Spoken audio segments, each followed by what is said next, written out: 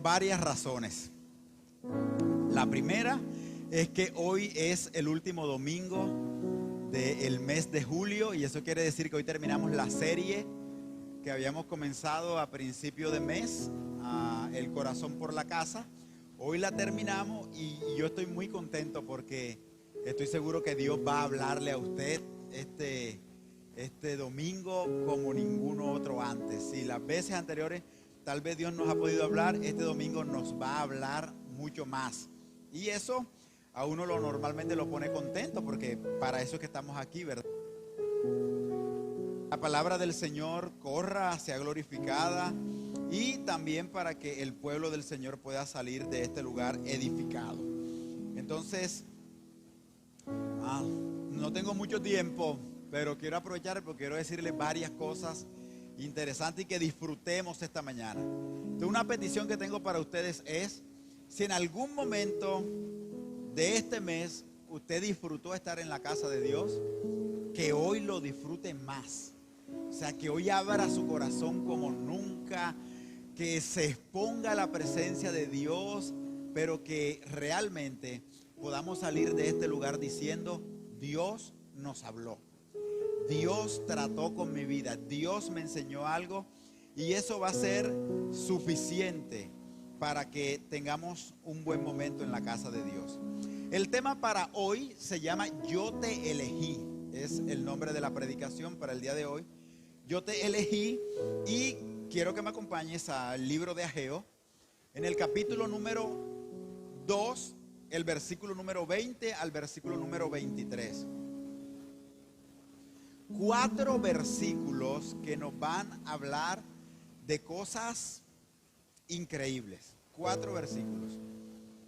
Ageo capítulo 2, versículos, les repito, 20 al 23.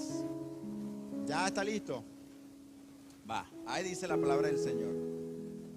Vino por segunda vez palabra de Jehová a Ageo a los 24 días del mismo mes diciendo, habla Zorobabel, gobernador de Judá, diciendo, yo haré temblar los cielos y la tierra y trastornaré el trono de los reinos y destruiré la fuerza de los reinos de las naciones. Trastornaré los carros y los que en ellos suben y vendrán abajo los caballos y sus jinetes, cada cual por la espada de su hermano. En aquel día, dice Jehová de los ejércitos, te tomaré, oh Zorobabel, hijo de Salatiel, siervo mío, dice Jehová, y te pondré como anillo de sellar, porque yo te escogí, dice Jehová de los ejércitos. A mí me encanta esta frase, dice Jehová de los ejércitos. Creo que se la he hecho saber cada domingo porque es una frase que denota autoridad en la batalla, autoridad en la guerra, y Dios se está mostrando como eso, como un Dios de guerra que está haciendo la labor para llevar a su pueblo a un final término. Pero también me parece sumamente increíble lo que está pasando, entendiendo que desde la caída de Israel por medio del imperio babilónico, desde el día que caen hasta que reconstruyen el templo en su totalidad, han pasado alrededor de 100 años. 70 años de cautiverio, más 20 y tantos años de la reconstrucción del templo, la reorganización de todas las cosas, casi 100 años se han dado en este episodio. Bueno, mucho tiempo realmente. El templo, solo el templo, desde que se echó el cimiento hasta que terminaron la obra, se considera que pudo haber sobrepasado de 20 a 22 años solo la construcción del templo. Hermano, construir un templo, bueno, no estamos en el tiempo moderno, pero construir un templo en muchos años es, y para lo que representaba, era demasiado tiempo, ¿no? Un templo en 20 años. Pero este texto de Ageo tiene algo interesante. Vamos a ver, mirar qué tanta capacidad tiene usted de retener y de comprensión lectora. Y es que la última sección de este capítulo número 2, que es precisamente el libro, yo le decía que estaba compartido en 4 sesiones, ¿verdad? Esta última sesión del capítulo número 2, que es el versículo 20, habla de manera particular en el versículo número 21 tiene y termina, más bien, termina de la misma manera que comienza el capítulo número 2 en el versículo número 6. Exactamente igual. Termina el versículo 21 con el versículo número 6. Si quieres, lea el versículo número 6 conmigo un momento. Porque así dice el Señor de los ejércitos: de aquí a un poco haré temblar los cielos y la tierra, el mar y la tierra seca. Y allá dice exactamente lo mismo, pero con una particularidad que hay que tener en cuenta. ¿Cuál es la particularidad? Que en el versículo número 6 no se le habla a una sola persona, se le habla a muchas personas. Y comienza el 7, si ya leyó el 6, puede leer el 7. Entonces, creo que en la narrativa de los textos, en el versículo 4, para ser exacto, empieza a hablar y muestra a las personas que les habla. Pues ahora, Zorobabel, dice: esfuérzate, dice Jehová, y esfuérzate también, Josué, hijo de Josadá, sumo sacerdote, y cobrad ánimo, pueblo todo de la tierra, dice Jehová, y trabajad, porque yo estoy con vosotros. Le habla a toda la comunidad de creyentes, a los líderes, a los pastores, a los líderes, les habla al liderazgo general y le habla a todo el pueblo, diciéndole lo que Dios va a hacer. De aquí a un poco yo haré temblar la tierra. Pero cuando vas al versículo número 21, tú te das cuenta que el llamado solo se le está haciendo a Zorobabel. No menciona a otras personas. En otras palabras, parece que Dios da vuelta el sentido de ese texto y lo enfoca sobre una sola persona. En otras palabras, le hace un llamado personal a Zorobabel. Se lo dirige a él directamente. Y obviamente, y es evidente también, que las características de esta profecía de Ageo tienen como objeto propio de su acción a Cristo. Esta profecía no tiene que ver realmente con Zorobabel, tiene que ver realmente con Cristo, por lo que en sí misma la profecía está declarando. Y usted la puede volver a ver en el versículo número 21. Y esta profecía habla Zorobabel, gobernador: yo haré temblar los cielos y la tierra, y afirmaré el trono de los reinos, y destruiré la fuerza de los reinos y las naciones. Trastornaré los carros y a los que en ellos se suben, y vendrán abajo los caballos y sus jinetes, cada cual por su espada, por la espada de su hermano. Pero note el 23, en aquel día, aquí está la profecía que apunta a Cristo y no a Zorobabel. En aquel día, dice Jehová de los ejércitos, te tomaré, oh Zorobabel, hijo de Salatiel, siervo mío, dice Jehová, y te pondré como anillo de sellar, porque yo te escogí, dice Jehová de los ejércitos. Entonces, el personaje al cual se está refiriendo evidentemente aquí no es Zorobabel, es Cristo, el que va a ponerse como un sello para todas las cosas, inclusive como el sello final de la creación, cuando Él restaure todas las cosas delante de su Padre. Pero ¿por qué entonces se menciona a Zorobabel? Se menciona a Zorobabel primero porque Zorobabel es descendiente del rey David. Y si es descendiente del rey David, entonces hace parte de la línea mesiánica. En otras palabras, Zorobabel es pariente de Cristo.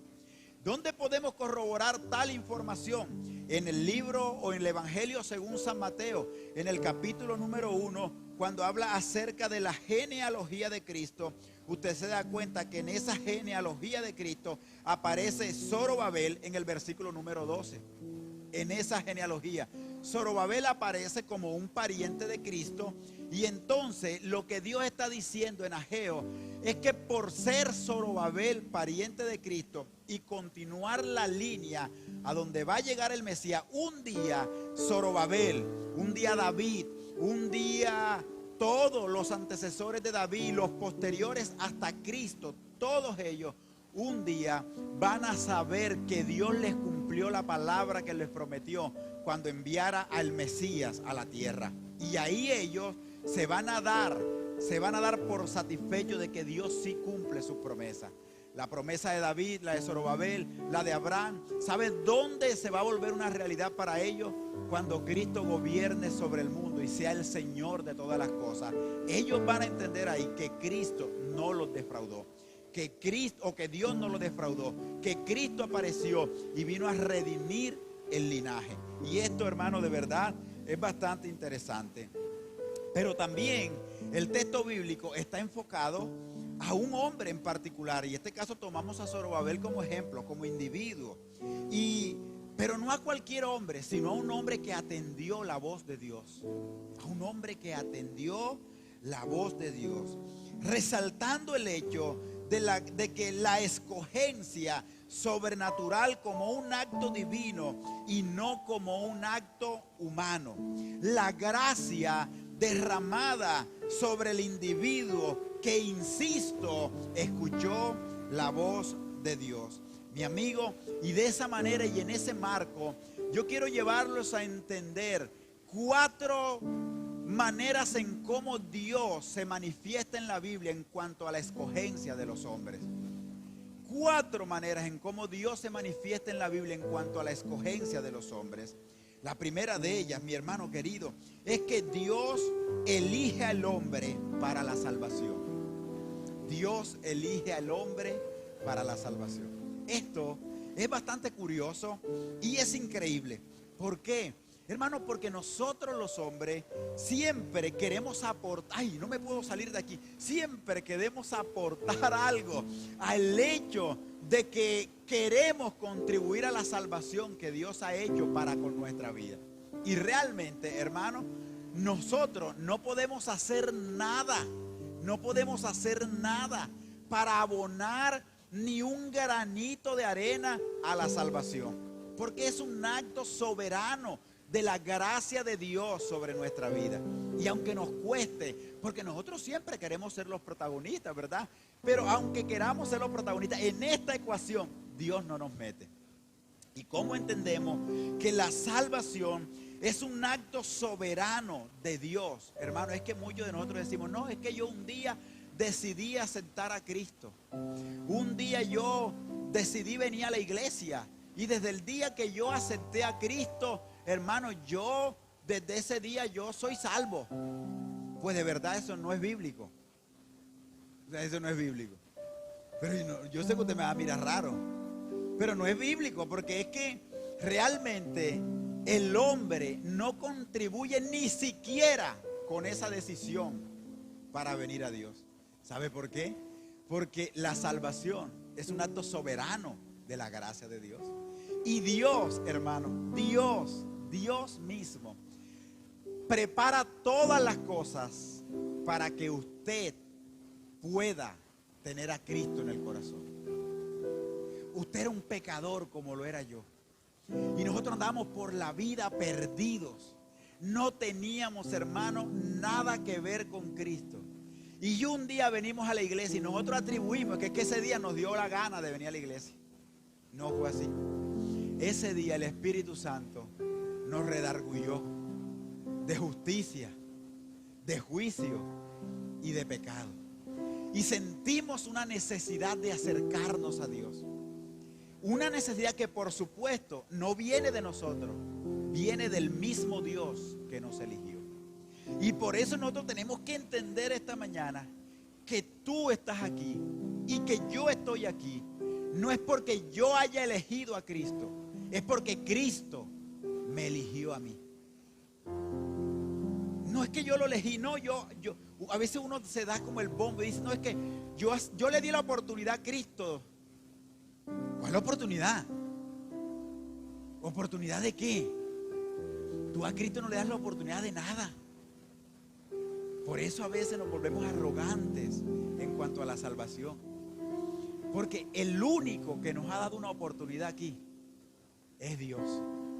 Y lo ha hecho por el acto soberano, insisto, hermanos, de su gracia. Nos compró.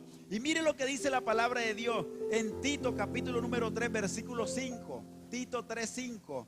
Nos salvó no por obras de justicia que nosotros hubiéramos hecho, sino por su misericordia y por el lavamiento de la regeneración y por la renovación en el Espíritu Santo. Pregunto yo, ¿dónde entro yo ahí? ¿Dónde entras tú ahí? Ahí no entramos, hermano, en ningún lado. Y esto, lejos de volverse un pesar para nosotros, tiene que volverse un motivo de alegría para nuestra vida. Tiene que volverse un motivo de gozo para nuestra vida. Hermano, porque si tú y yo interviniéramos en la salvación, nosotros la embarraríamos, perdón la expresión. Nosotros cometeríamos, hermano, dañaríamos la salvación si interviniéramos. Porque nosotros, hermano, por naturaleza somos malos. Si nosotros interviniéramos, la salvación fuera un fraude. Pero como no intervenimos en nada, la salvación es un éxito. Y puede Dios salvar al más grande de los pecadores, aunque no tenga Dios una razón para hacerlo. Dios lo hace porque Él elige al hombre para ser salvo. Y eso nos debe dar gozo en el corazón. Hermano, yo no merecía ser salvo. Yo no merecía estar aquí. Yo no merecía predicarle a distinguida audiencia como lo es usted. Yo no lo merecía. Si fuera por merecimiento, hermano, yo estuviera en la séptima paila del infierno. Pero ha sido por gracia. Y eso para mí lo hace hermoso. Porque nunca ha tenido que ver con mis capacidades, con mi elocuencia. Siempre ha tenido que ver con su gracia. Y eso de verdad, hermanos míos, es suficiente. Siéntete salvo, porque Dios te salvó por gracia. Lo único que a ti y a mí nos distancia de Dios es el arrepentimiento. Un hombre puede ser el más grande de los pecadores, pero si arrepentido viene y se humilla ante los pies de Cristo, mi amigo, puede ser el peor de los pecadores. Ese peor de los pecadores, Dios lo cambia de las tinieblas a la luz admirable. Dios lo hace salvo, aunque no se lo merezca. Y eso es fascinante. A mí eso me para los pocos pelos que tengo. Y me parece increíble. Pero lo segundo que quiero compartirte es que, hermano, sencillamente, no solo Dios nos salva, sino que Dios también nos elige para ser sus hijos. Hermano, y si ser salvo es un privilegio, ser hijo de Dios, hermanos, es mucho mejor. Es extraordinario ser hijo de Dios. Ser hijo de Dios es lo mejor que nos puede pasar en esta vida. Porque no somos hijos de la reina Isabel de Inglaterra. Hermano, porque no somos hijos de Bill Gates, aunque algunos quisieran. Que no eres hijo de Soros, que no eres hijo de Ardilalule, que no eres hijo de White Shark, que no eres hijo de ninguno de ellos, mi amigo. Eres hijo de Dios. Y ese ser hijo de Dios te pone en un nivel más elevado que cualquier persona en este mundo. Hermano, los hijos de Bill Gates, los hijos de la reina Isabel, por muy encopetados que sean, por muy, hermano, grandes, adinerados, famosos, ilustres que sean, si no son hijos de Dios, se van para el infierno. Hermano, pero tú y yo no podemos venir de una familia adinerada, no podemos venir de la alcurnia, podemos ser pobres con todos los defectos del mundo, podemos tener escasez, podemos vivir arrutanados y lo que usted quiera, pero si tú y yo somos hijos de Dios, jamás iremos al infierno. Siempre tendremos vida y tendremos vida eterna. Y eso lo hace el milagro de ser hijos de Dios. Qué privilegio es llamarte hijo de Dios. Qué privilegio, hermano, es que Dios te llame su hijo. Y me encanta lo que dice 2 Corintios capítulo 6 versículo 18. Y seré para vosotros por padre, y vosotros me seréis por hijo, dice el Señor. ¿Pero qué dice ahí? Todopoderoso. ¿Te recuerda que una de las palabras ilustres en Ageo es Jehová de los ejércitos, ¿verdad? Una de las palabras ilustres. Jehová de los ejércitos lo ha dicho. Hace alusión, hermano, al poderío militar de Jehová Sabaoth, o sea, del Dios de los ejércitos. Hace alusión a su fuerza y al poder. Pero el Nuevo Testamento nos pone en una perspectiva más amplia y nos abre un espectro, hermano, increíble de lo que es ser hijo de Dios, y lo lleva a Dios al plano de usar uno de sus atributos para demostrar quién es el que lo ha dicho. Recuerda que ya lo decía, Jehová de los ejércitos, el que pelea, el que te defiende, el guerrero. Bueno, aquí en este texto de Corintios, hermano, dice, ha dicho el Señor Todopoderoso. Hermano, increíble, increíble. Cuando tú lees Romanos a la luz de esto y de la salvación, Romanos 7, hermano, tú empiezas a comprender tantas cosas. Romanos 7 empieza diciendo, pues, ahora pues, ninguna condenación hay para los que están en Cristo Jesús. Romanos capítulo 8 dice, ¿quién nos podrá separar del amor de Dios? ¿Hambre? ¿Pestilencia? ¿Nos podrá, hermano, separar la pobreza? ¿Nos podrá separar la salud, la enfermedad?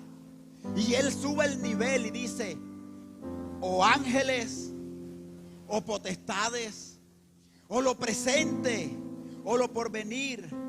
Y empieza a subir todavía más y dice, ninguna cosa creada nos podrá separar del amor de Dios que es en Cristo Jesús. Yo le pongo aquí el Todopoderoso.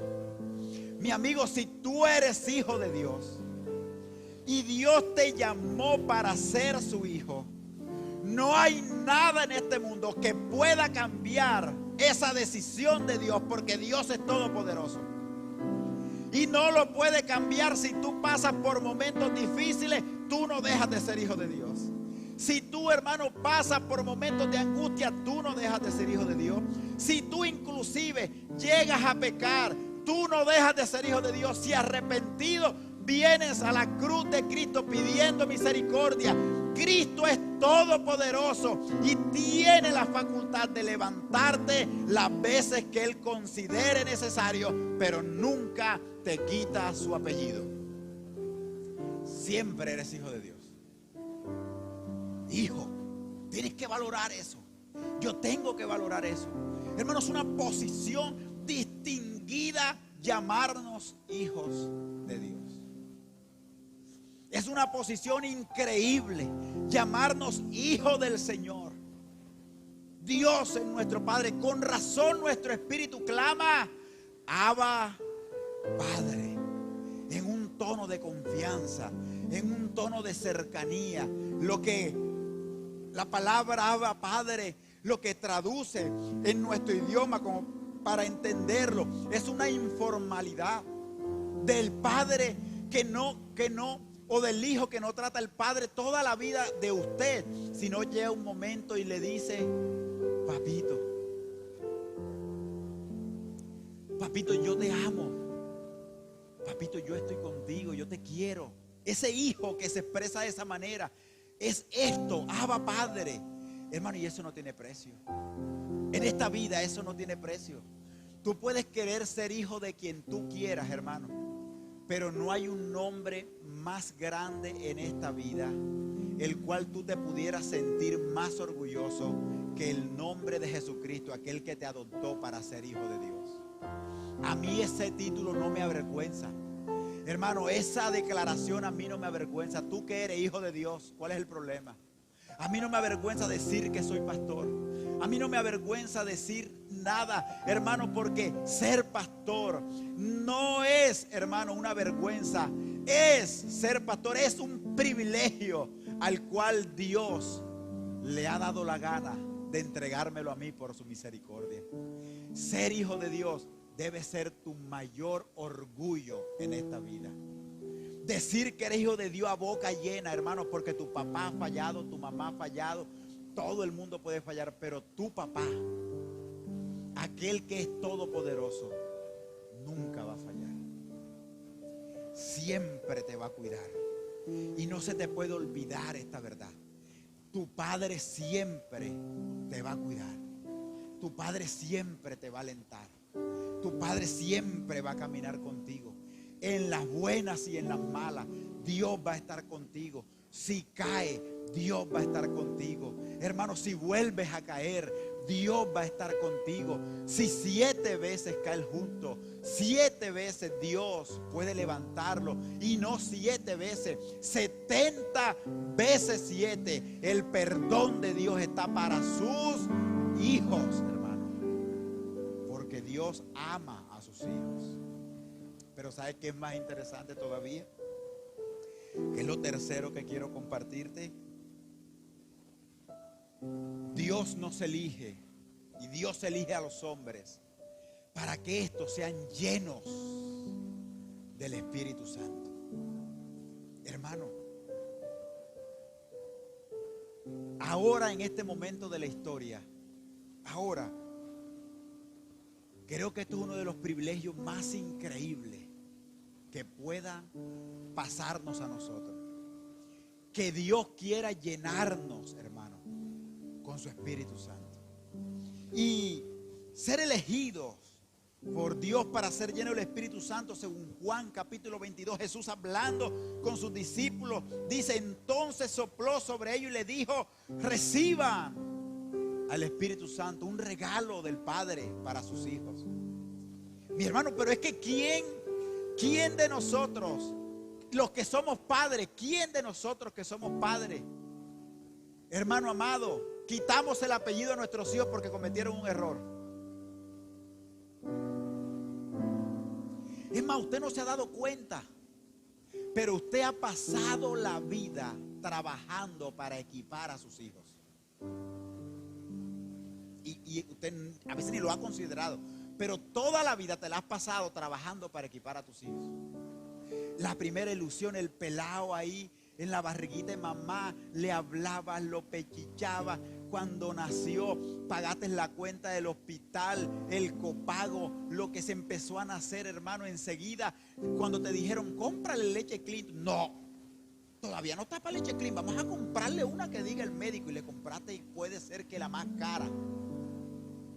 Y empezaste a tener ese pelado y ibas por el centro y veías una, ay, mire esos zapaticos para bebé, para mi pelado. Y tú le querías comprar los zapatos para el pelado. Y la, ay, mire esos moñitos. Y te imaginabas haciéndole unos moños a la hija y te salió calva. Bueno, suerte contigo. Después aprendiste a hacer los moños en el futuro.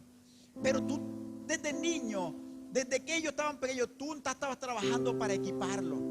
Antes que siquiera pudieran hablar bien, ya estabas pensando en ponerlo en una guardería, meterlo en el prejardín, y en la primaria te trasnochaste haciendo tarea. Cuando les daba fiebre, lo pusiste al colegio, salió del colegio, cuando perdió el año, cuando te llamaban y tú sentías ese no sé qué, no sé dónde, cuando la profesora decía, los papás de los siguientes niños se quedan, que quiero conversar con ellos en privado. Y empezaban a decir y tocaban tu apellido. El papá del niño fulano de tal, y ese eras tú. Y ay, tú te querías deslizar sobre la tierra y escurrirte donde nadie te viera, ¿verdad? Llegabas a la casa enfurecido, los regañabas, le decías, como tú pierdas el año te voy a poner a trabajar de albañil, como tú esto y tú lo otro. Hermano, pero a los 2 días a ti se te quitaba. Y yo otra vez ya era como si nada estuviera pasando. ¿Qué quieres, campeón? ¿Qué te provoca, hijo? Y volvías a darle la confianza. Y le volvías a apostar otra vez. Llega a la universidad, sigues pagando la universidad, hermano, y sigues haciéndola. Ella te salió embarazada en casa. Se larga. Si buscó marido y quedó preñada, se larga. Yo no voy a criarle hijo a nadie, se va. Ese dolor dura más, le dura 2 meses. Y resentí, ve la barriga creciendo y queda viendo a la hija así y se sonríe. Y se está preparando, está guardando el billetico escondido para cuando venga el parto, porque el sinvergüenza no va a responder. Nace la criatura. El abuelo más chocho del mundo. Se le olvidó el fracaso. Pocos padres de verdad las echan. La mayoría se les olvida el fracaso, se les olvida el dolor. Cogen a esa criatura, lo cargan. ¡Ay, igualito al abuelo, coño pechocho! Usted sí va a ser firme y tal y tal. Y perdona todo al hijo. Mi amigo, y con todas las embarradas que hacemos nosotros como hijos, nuestros padres jamás piensan llevarnos a la notaría y quitarnos el apellido. ¿Qué te hace pensar que Dios lo va a hacer? ¿Qué te hace pensar que Dios te va a quitar su apellido? ¿Qué te hace pensar que Dios no te va a perdonar? ¿Qué te hace pensar que Dios no te va a volver a levantar? Tal vez esta mañana viniste abrumado, cansado. Yo no sé qué traes en tu corazón, pero ¿qué te hace pensar que Dios hoy amaneció aburrido con ganas de quitarte el apellido? Pues déjame decirte algo, mi amigo. Dios no le quita el apellido a nadie. El que se quita el apellido de Dios es porque él mismo va a su propia notaría y se lo cambia. Porque Dios siempre está dispuesto a levantar y llamar a sus hijos con todo su corazón y con todas sus fuerzas. Y eso no se nos puede olvidar. Y eso me recuerda un pasaje bíblico por allá terminando el Evangelio de Juan. Jesús ha muerto. Jesús está crucificado. Lo han enterrado. Pedro, el enérgico del grupo, el líder del grupo, hermano amado, Pedro siente que la misión de Cristo ha fracasado, que ya se murió Cristo, calabaza, calabaza, todo el mundo para su casa. Y Pedro decide volverse otra vez al pecado. Bueno, ahí realmente no fue el pecado, pero ya le explico por qué digo esto. Se fue al mundo otra vez a pescar, Pedro. Y está y se llevó un grupo con él. Con la influencia que tenía Pedro, se llevó un grupo con él. Decepcionado de la vida, buscó las barcas y se fue. Y estando pescando, Jesús se le aparece a la orilla en el mar y le grita: ¡Ey! ¿Han cogido algo? Nada. Toda la noche hemos estado pescando, pero la cosa está maluca. Los pescados como que tienen coronavirus porque no apareció ni uno. Mi amigo, aquella noche no pescó y Jesús está teniendo una conversación. Jesús, de todos los discípulos que había, Jesús centra su mirada en Pedro. Pero Pedro es el único discípulo que no está igual a los demás. Si usted lee el relato de Juan, mi amigo, usted se da cuenta de lo siguiente, que el relato declara que Pedro estaba en la barca, pero se encontraba desnudo. La desnudez en la Biblia, lo que implica la desnudez en la Biblia, es estar fuera de la cobertura, es estar fuera de la asistencia divina. Cuando tú te quitas, cuando tú te muestra en la escritura la desnudez, lo que te muestra es que tú no estás, de verdad, no estás ubicado bajo esa cobertura santa, perfecta y divina de Dios. Y Pedro está justamente en la barca y Pedro conoce que el que le está hablando es Jesús. ¿Y sabe qué hace Pedro? En vez de ponerse la ropa, ¿sabe qué hizo? Se tiró de cabeza al mar. Aquí te tengo otra analogía. ¿Sabes qué significa el mar en la Biblia? El mar en la Biblia normalmente tipifica o simboliza, para ser más preciso en el término, el sistema pecaminoso del mundo. Y es claro y tiene lógica. Cuando tú estás desprovisto de la gloria de Dios, ¿a dónde vas a ir tú? Vas a involucrarte en las cosas que son pecado. Y Pedro se tiró de la barca a hundirse en el agua. Y no, aquí no simboliza el agua del Espíritu Santo. Aquí simboliza de verdad y es un símbolo representativo del pecado. Y estando desnudo, metido con las aguas al cuello, ¿sabe qué hizo Jesús? Lo llamó a la orilla. Y no solo lo llamó a la orilla, sino que en la orilla le tenía preparado un desayuno. Oh, hermano, tú no te imaginas esto. Yo no sé si tú te lo alcanzas a imaginar, pero tú te puedes imaginar que Jesús te consiga a ti en pecado y en vez de mandarte al infierno, Jesús te prepara un desayuno. Yo creo que uno se la queda en todos los argumentos. Porque yo estoy seguro que con una cosa que yo nunca voy a castigar a mis hijos es quitándole el pan.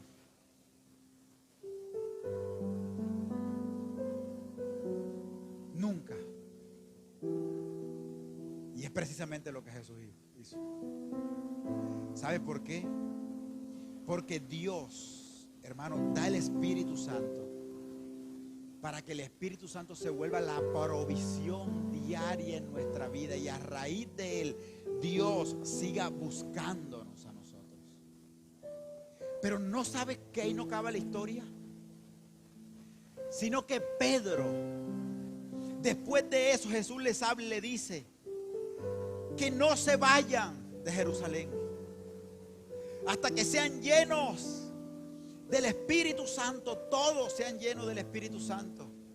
Y por allá por el capítulo 2, en el versículo 28 del libro de Joel, del profeta Joel, se declara la profecía que dice: en los postreros días derramaré mi espíritu sobre toda carne.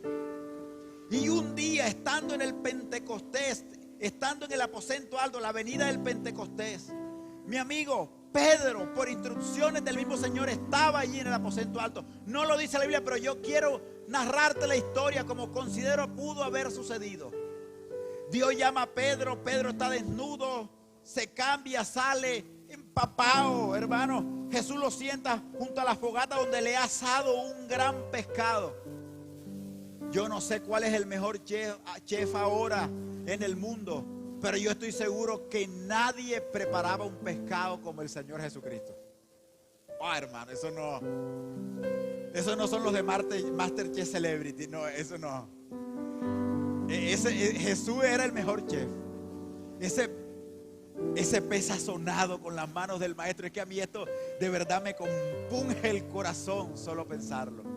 Y Jesús sienta a Pedro y le dice, le coloca aquí, tiene una conversación con él. Pedro, ¿me amas? Sí, yo te amo, Pedro, mira. Y me empieza a decir: Pedro, quiero que te subas ahí al aposento alto, porque cuando estén ahí orando, no te vayas a ir, no te vayas a desanimar otra vez, Pedro.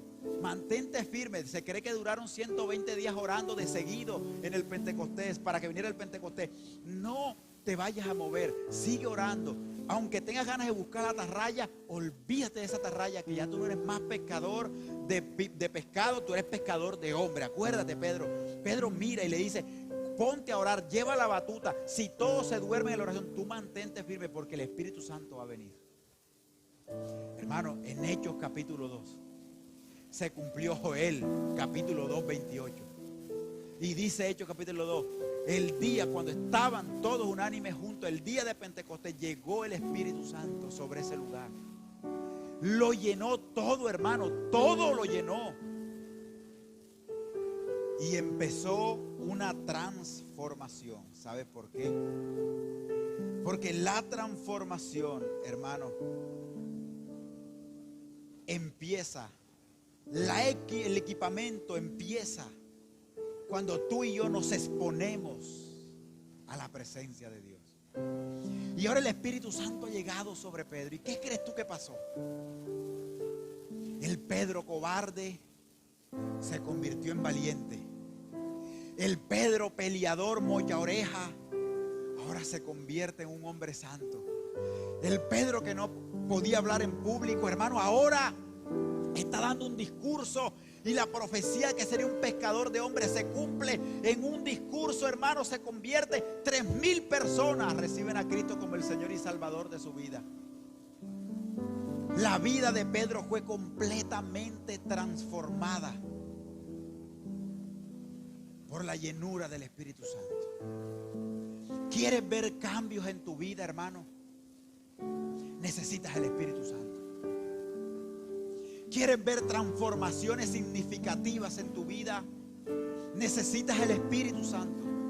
Cuando el Espíritu Santo está en ti, hermano, tú has podido pasar 20 años leyendo la Biblia, 30 años leyendo la Biblia. Puedes creer todo, puedes pensar que tienes conocimiento, pero este libro solo se vuelve real cuando el Espíritu Santo que está en ti te lo inspira el corazón.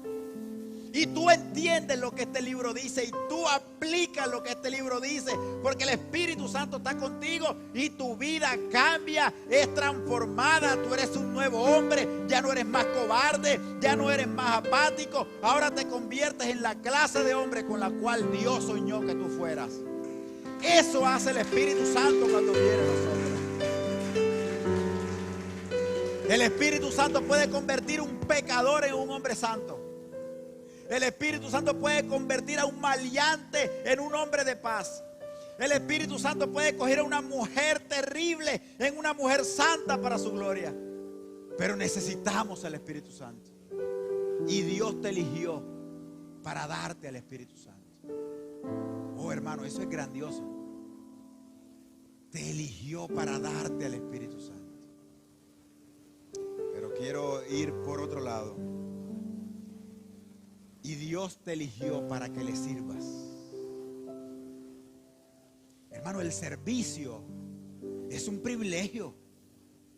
El servicio en la obra de Dios, hermano, nunca puede ser una carga. Es un privilegio. Yo soy privilegiado de que Dios me ha llamado a servirle. No me avergüenza llamarme siervo, esclavo de Cristo. Para mí es un honor. Como dijera el gran predicador, yo prefiero, hermano, prefiero ser pastor que rey de una nación. Hermano, yo prefiero seguir siendo lo que soy que ser el presidente de Colombia. Porque para mí no hay honor más alto que yo sea un siervo de Cristo. Y que Cristo, hermano, sea mi Señor. Pero mira, segunda de Pedro, capítulo 2, 1, perdón, primera de Pedro, capítulo 2, versículo 9. Mas vosotros sois linaje escogido, real sacerdocio, nación santa, pueblo adquirido por Dios, para que anunciéis servicio, para que le sirva, para que anunciéis las virtudes de aquel que os llamó de las tinieblas a su luz admirable. Hermano, este versículo bíblico, cuando usted lo entiende, tú entras, porque la gente se queda con la primera parte. La gente dice, diablo mentiroso, para que tú sepas, yo soy linaje escogido, real de sacerdocio, pueblo adquirido por Dios, y conmigo nadie se mete. Y arrebato.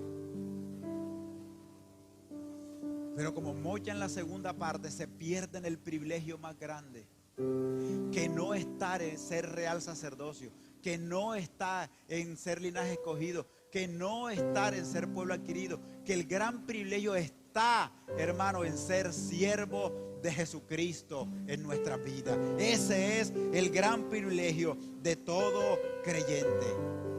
¿De dónde crees tú que Dios te ha sacado, mi hermano? ¿De dónde crees tú que Dios me ha sacado?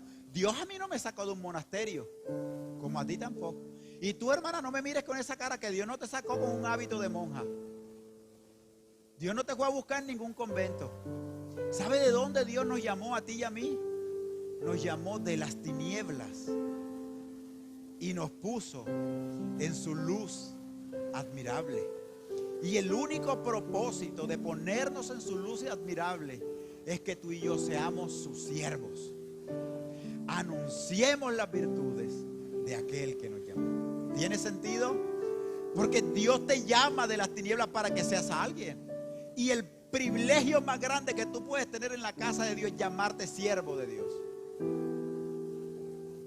Y entre más alto el cargo, más grande el nombre, siervo.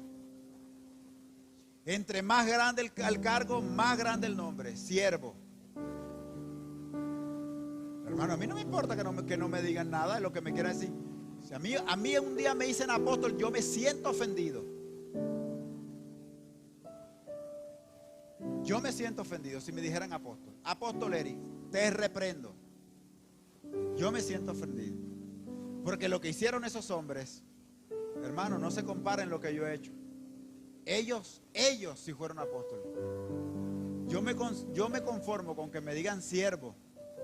Y si le pones el apellido de inútil, todavía sería mejor. Porque siervos inútiles son. Porque solo hacen lo que se les manda. Y eso somos nosotros, siervos. Pero como ser siervo parece que nos degradara, no nos gusta mucho. Pero yo quiero decirte esta mañana que el mejor privilegio que tú puedes tener en esta vida es que seas hijo de Dios. Y como hijo de Dios, te conviertas en su siervo. Siervo de Cristo. Debe ser nuestra meta todos los días que vivamos en esta vida. Hermano, y me parece increíble, porque cuando yo entiendo que yo soy el siervo de Dios, a mí nada en este mundo me detiene. A los que no han conocido un poco el testimonio, yo les quiero comentar algo. Hermanos, cuando yo, en el año 2008, 13 años ya hicieron. ¿Cómo pasa el tiempo? 2008 yo estaba trabajando en una buena empresa.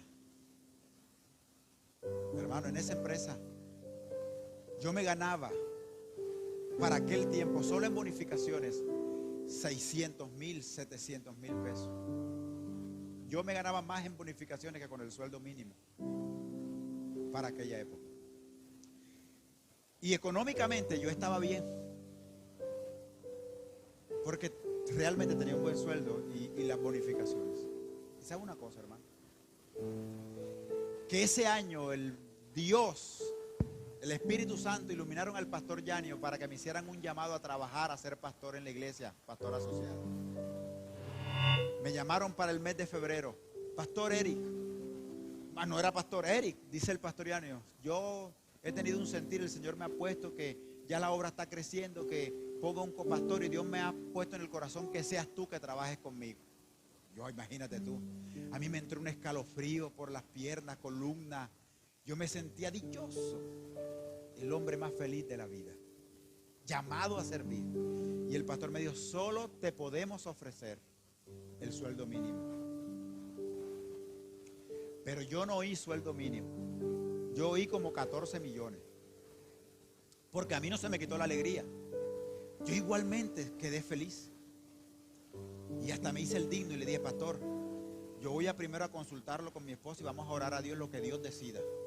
Bueno, eso debería ser lo normal, pero realmente yo sí quería. Yo vi como que, Dios me tiene en cuenta para esto. Wow, tremendo esto, ¿no? Y yo fui y consulté y me dijeron, bueno, si Dios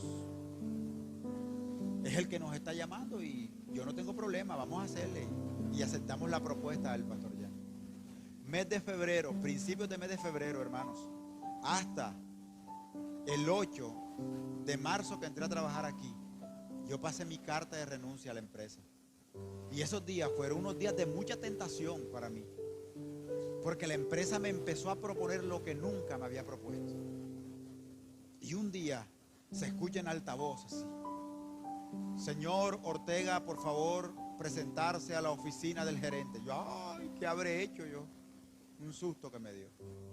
Llegué a la oficina, siéntese, muy amable. Nunca me habían ofrecido un tinto en esa oficina. Primera vez frente al gerente con un tinto. Ortega, usted es una persona bien importante para nuestra empresa. Usted viene desarrollando un trabajo increíble, bombos y platillos. El gerente me dijo, le tengo una propuesta. Si usted se queda con nosotros, yo le triplico el sueldo, más la bonificación. Santo Dios, hermano, a mí me provocó persinarme ese día. Una gran tentación. Hermano, yo iba a quedarme ganando 4 veces, o sea, 3 veces más lo que normalmente ganaba, más la bonificación. Eso era mucho dinero para mí. Mucho dinero para mí. Y a mí los ojos, hermano, no te voy a decir que yo no tuve un momento de quiebre, no te voy a decir que yo, pero lo tuve después. Ahí no. Ahí yo le dije, no se trata de plata, se trata de honor. Y Dios me ha llamado a tener el más grande de los honores, a ser su siervo. Gracias, señor gerente. Gracias por esta oportunidad, pero yo no la puedo aceptar. Désela a otro. Yo me voy a servirle a Dios. Hermano, me vine 1 de marzo del 2008. Entré a esta iglesia ganándome el sueldo mínimo sin bonificación. Porque ¿qué me iban a bonificar aquí?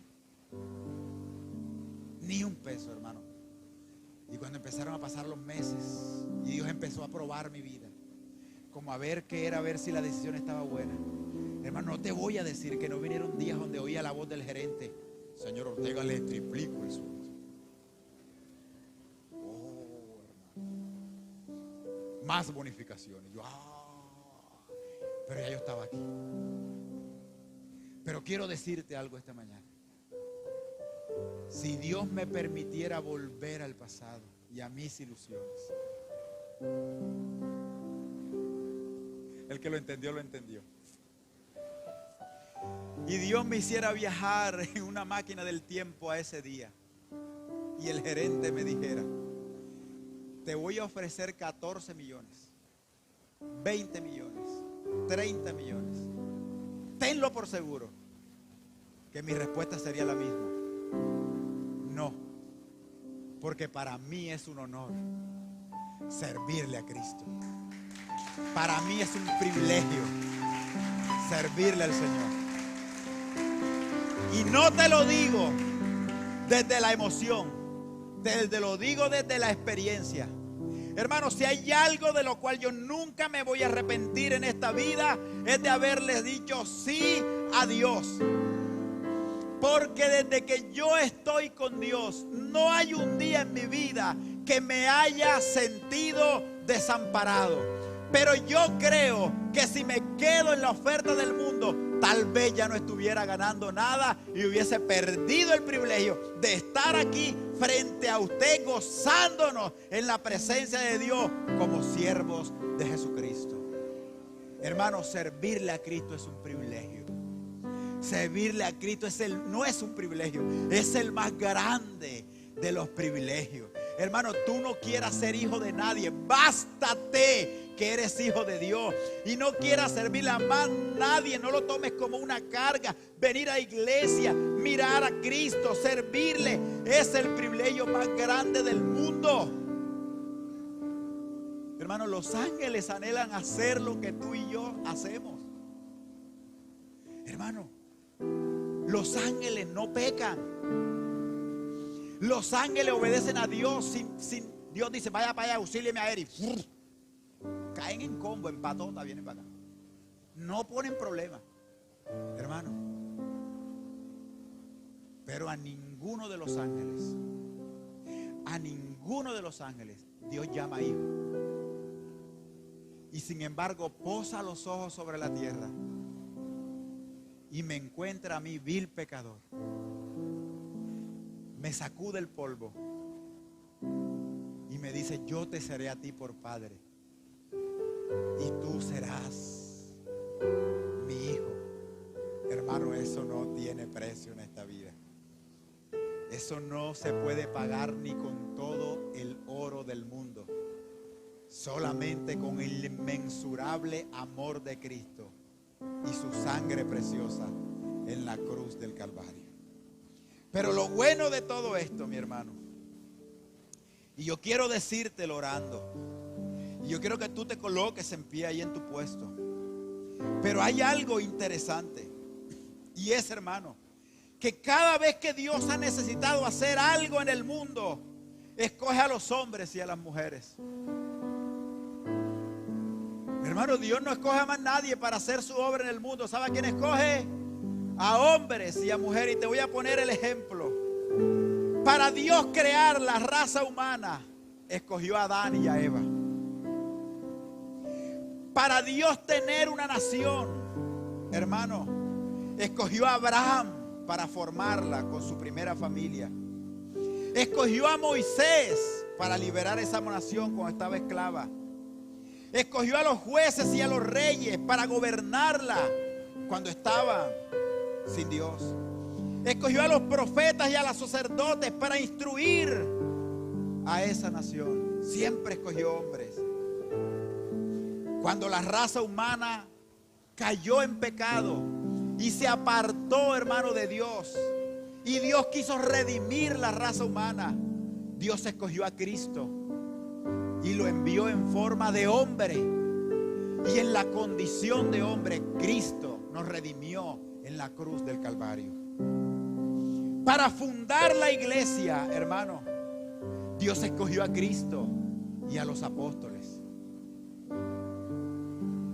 Para salvar al mundo por la palabra, Dios escogió a la iglesia, te escogió a ti y me escogió a mí.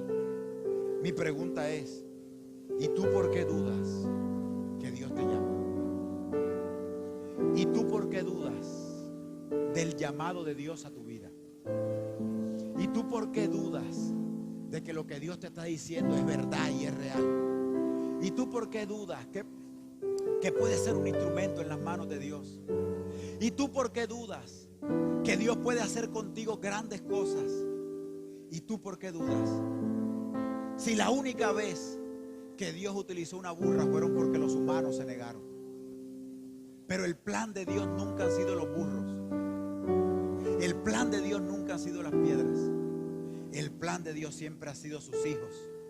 Y tú tienes el honor esta mañana de llamarte hijo de Dios. Tal vez no entiendes la temporada en que estás viviendo. Tal vez no entiendes el momento en el cual Dios te está atravesando. Pero puedes entender esto esta mañana. El llamado de Dios para ti es un llamado real y firme hasta el día que Cristo vuelva por su iglesia. Hasta ese día, el llamado de Dios va a ser firme sobre tu vida. Es que pastor, tú no sabes las luchas que yo tengo. No, yo no las sé, tienes toda la razón. Pero Dios las sabe. Y si Dios a una mujer que fue sorprendida en el acto mismo del adulterio, la sacaron en pelota y la pusieron a los pies de Jesús, Cristo no levantó una piedra para golpearla, ¿qué te hace pensar que Él te tirará una piedra a ti?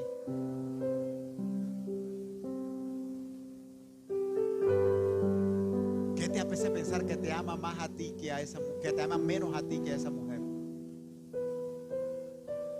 Si lo cierto es que Dios te ama con amor eterno y te ha prolongado sus misericordias. Vamos a orar. Pero esta mañana hicimos algo bonito y yo creo que podemos hacerlo. Quiero pedirle, hermanos, que a los ujieres que nos ayuden.